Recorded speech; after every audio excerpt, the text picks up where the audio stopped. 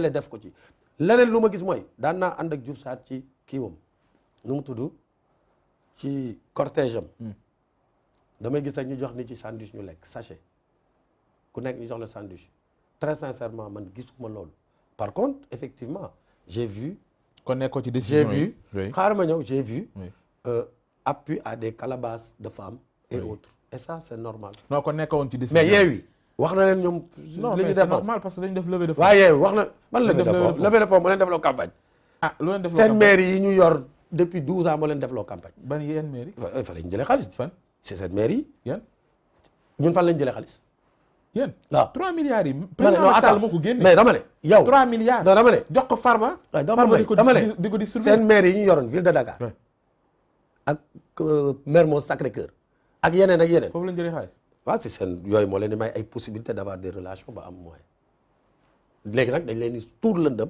mais dañuy def levée de fonds c'est des farceurs il faut que les gens là soient sérieux d'accord lan la ñuy dundee ñoom est-ce que Amadou Ba dama gisul nga tudd ko fenn te moo nekkoon coordonnateur Benno Bokk Yaakaar ci waaw man Amadou Ba man du ma ko tudd parce que vraiment gis naa ne élection législative yële passé yi nga xam ne gagné nañu ku daa ko bu xaw mu nekkoon tête de liste waaw mu nekkoon tête de liste xam nga yow doo gagné yow kese da ngay gagné Diouf Sarr dafay gagné Amadou Ba gagné mook kii Sicap gagné pour nga gagné parce que Diouf Sarr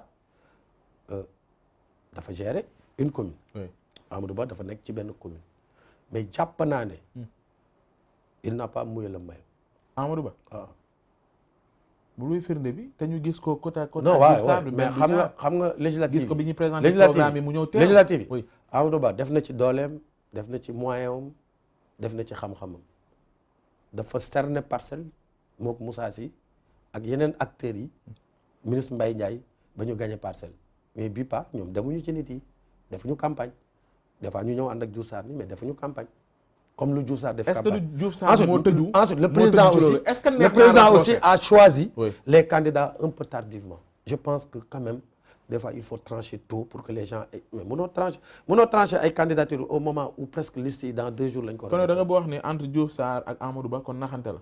non waxuma Diouf Sarr Amadou Ba frère am la mais dama ne xam nga nit ñi dañuy def ay. non lan mooy expliquer le fait que il n'a pas mouillé le maillot. laa bëgg a comprendre non xëy dañuy wax ne bu jëlee ville de Dakar on lui balise le chemin.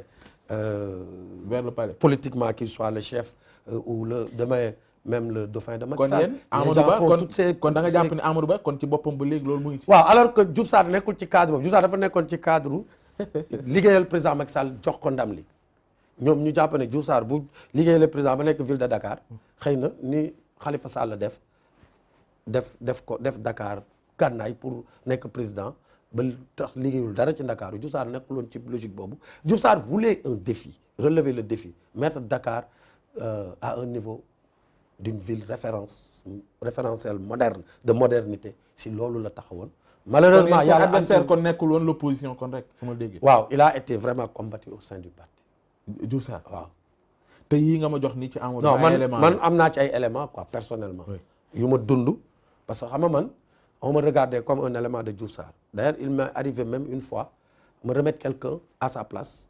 parce que dafa doon wax ci Diouf Sarr après tourner di ma wax maa ko wax boo demee nga waxal ma ko Diouf Sarr donc ma ne yaa ma ne ko soxna si. que ça soit la dernière fois man du ma sa mouchard du ma sa morom. du nii ngay wax ak man. su dee dañuy xayma Diouf Sarr. sur ses points forts et ses points faibles pour jéem ko améliorer.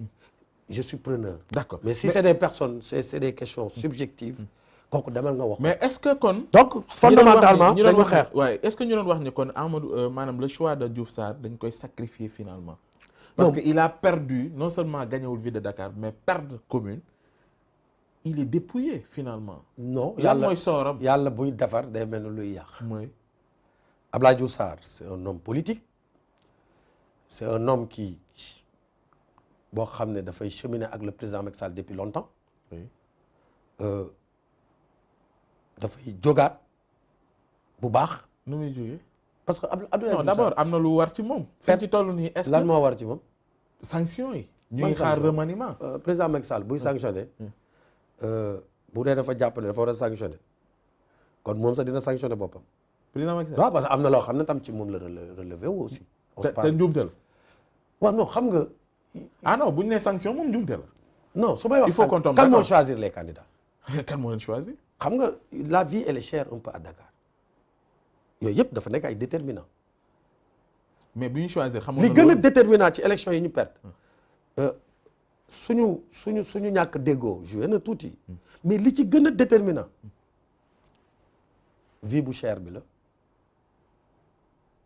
opposition lan la ñuy njëkk a wax toujours ay troisième mandat Mahmoud Saleh avait dit c'est les élections xawma lan ak lan tout ça c'était mais une kon très est-ce que xam ngeen c'était ne kon une am très ngeen mauvaise problème kon yéen communication ça veut dire que. c'était une très mauvaise gisatuma communication benn élection bu ngeen gañ ci réew mi. lu tax su dee ni déterminant mooy vie chère te góorgóorlu leen ci boole kook taxawaay waa ànd sàmm jikko yi boole kook la furie de Yewwi.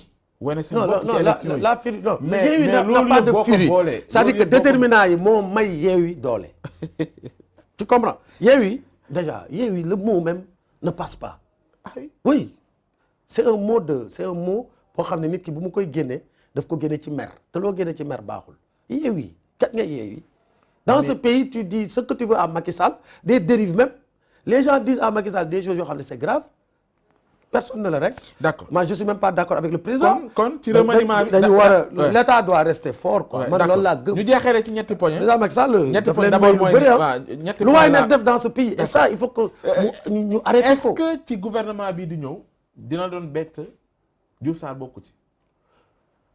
man laa wax logique pour logique man tey jàpp naa ne élection locale tey Macky Sall su bëggee gagner Dakar dafa war a renforcer waa Dakar c'est-à-dire Macky Sall dafa war a renforcer les responsables de Dakar benn jeunesse su Dakar dafa leen war a renforcer.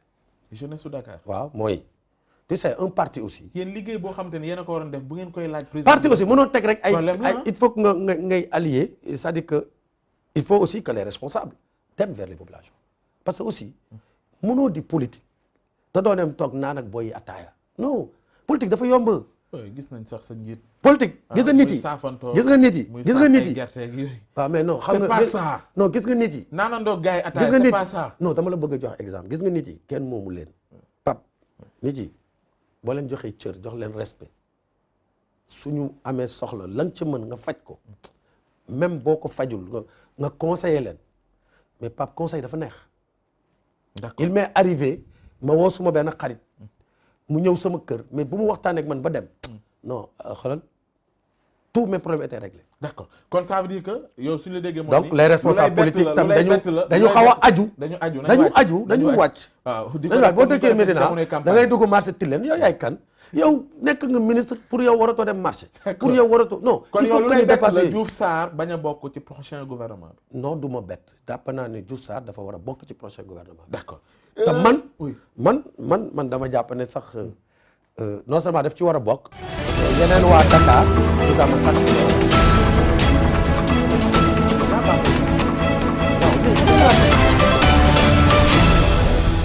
man Bamba je le respecte. Bamba Fall dama ko xeex ba sonn Bamba Fall dama ko créer ci Facebook bi ba sonn.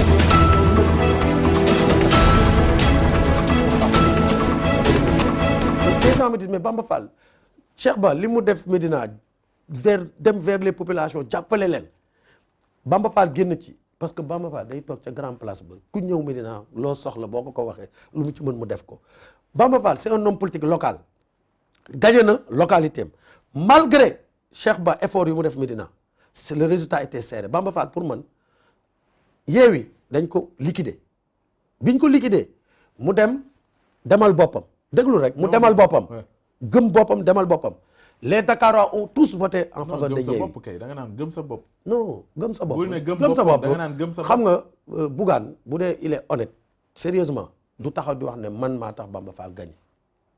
ah bon non genre daf ko abal signature am c'est-à-dire daf ko boot parce que pour dem élection il faut nga am ku la boot daf ko boot mais su bootoon Jibi Bey xëy na du gagné.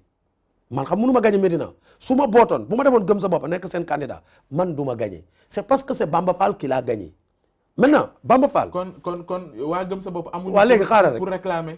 xaaral pour réclamer victoire boobu. d'abord Bamba Fall gagné na moom ci turu boppam benn ñaar kan moo ko woo. kan moo woo kan. Bamba Fall du président Macky Sall. waaw yow président Macky Sall bu la woon doo dem. bien sûr. ah c'est quoi le problème président Macky Sall c'est le président du.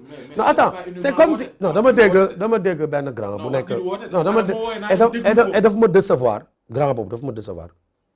avec tout le respect c'est quelqu'un que j'ai toujours respecté parce que man dama bëgg politique éthique te waa parti gauche yi ay LD souvent ils sont dans ça seen formation moo ko joxe mooy le maire de Dieuppeul mu ne bu deewoon sax ñu koy teg ci yàlla na yéex ñu koy teg ci Blancar non waxul transhumé di ko yóbbu ci Macky Sall dafay corps bi day daanu mais Macky Sall c'est pas la peste Macky Sall c'est un Sénégalais Macky Sall c'est le président du Sénégal il a été élu à hauteur de 58%. attends kooku su la woowee demuloo kan moo lay woo nga dem kan moo lay woo nga dem non soyons sérieux xam nga dem bi mooy lan mooy nga jël parti waaw attends kan lañ fi nommé ministre conseiller homme politique nga bañ